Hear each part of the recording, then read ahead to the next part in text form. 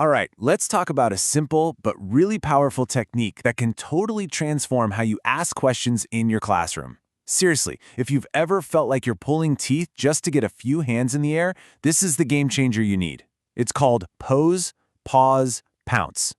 You know the feeling, right? You come up with this perfect, thought-provoking question. You ask it, you're excited for the answer, and nothing.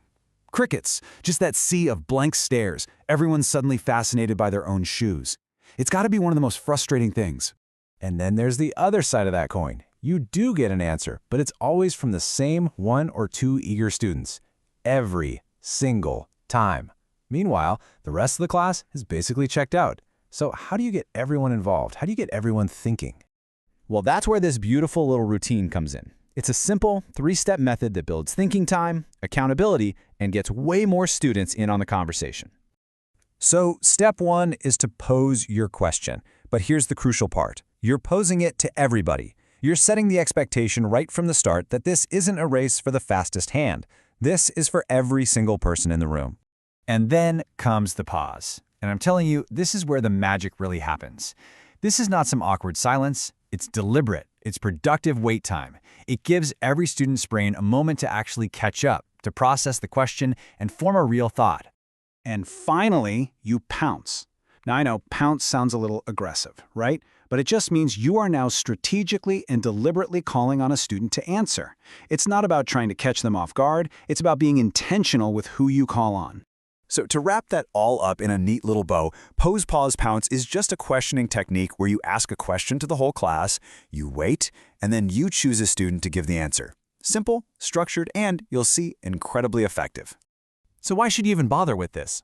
Well, the payoff is huge. First, it gives students that precious time to actually think. That alone leads to way more kids participating.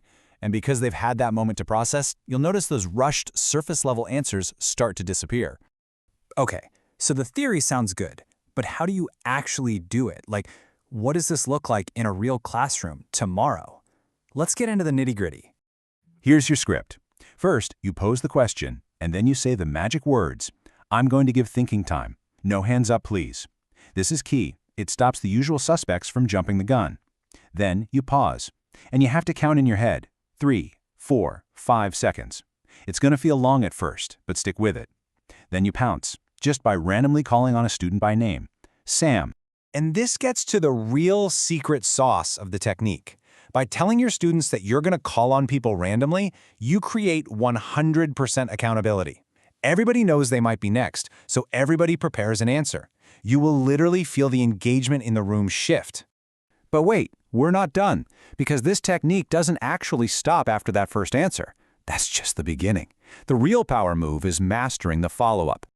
Think of that first answer not as the end of the conversation, but as the lump of clay you get to work with. Your job now is to use that answer to dig deeper, to challenge their thinking, and to turn a simple Q&A into a really rich discussion.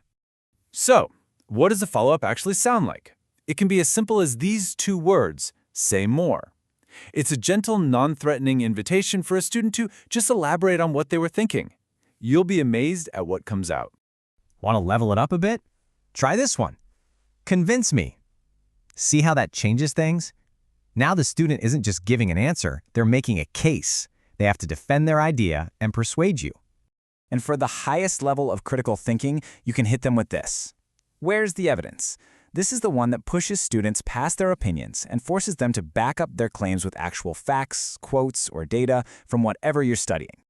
Now, like any seemingly simple strategy, there are a couple of traps you can fall into that can make it less effective. So let's talk about what to watch out for so you can get this right from day one. Okay, here are the 2 biggest mistakes people make. First, the pause is way too short. A 1-second pause isn't thinking time. It's just you taking a breath. You have to commit to that 3 to 7-second window. The second mistake? Not probing.